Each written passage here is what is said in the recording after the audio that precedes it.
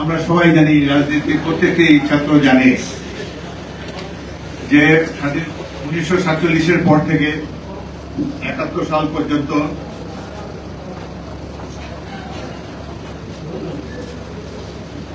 যে সময় আওয়ামী লীগ আন্দোলন করে এসেছে সেটি ছিল স্বাধিকার আন্দোলন।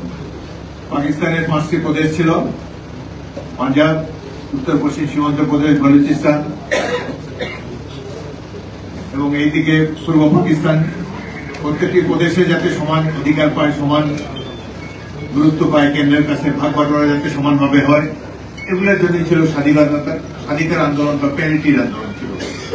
যারা এখানে বয়স্ক লোক আছেন আমার মতো তাদের হয়তো মনে আছে। এবং পাকিস্তানিদের আন্দোলনই ছিল পাকিস্তানের রাষ্ট্রীয় কাঠামোর মধ্যে স্বাধিকার আন্দোলন, স্বায়ত্তশাসনের আন্দোলন। 70-এর নির্বাচনেও এই 6 দফা বা পাকিস্তানি কাঠামোর মধ্যে প্রত্যেকটি প্রাদেশিক স্বায়ত্তশাসন অর্জনের কথাই ছিল। নির্বাচনে বাংলাদেশে একটি রাজনৈতিক দল সংখ্যাধিক্য পায়, তাদেরকে রাষ্ট্রীয় ক্ষমতায় আমন্ত্রণ না জানাবার ফলে এই সংকটের শুরু আমরা সবাই জানি।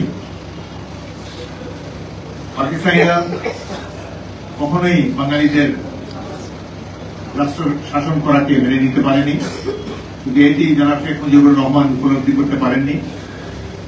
তার সাথে আলোচনা চালিয়েছে পাক সামরিক দলটা, এদিকে গোপনে সৈন্য আনয়ন করেছে, সমুদ্রপথে কামান, গোলাবারুদ ইত্যাদি আনেছে।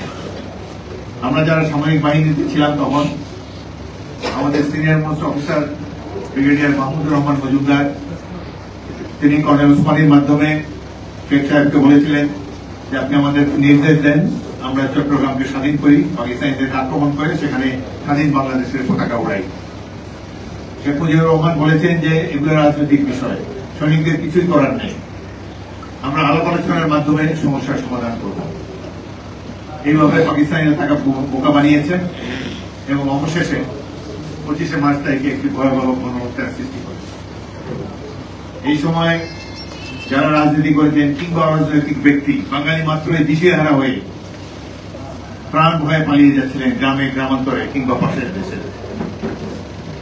বাঙালিদের এই সংকটের সময় ত্রাতা রূপে আবির্ভূত হয়েছিল বাঙালিদের নিয়ে গঠিত ইস্ট বেঙ্গল রেজিমেন্ট এবং স্বাধীনতা যুদ্ধের সূচনা করেন 8ম ইস্ট বেঙ্গলের উপ অধিনায়ক মেজর জিয়াউর রহমান।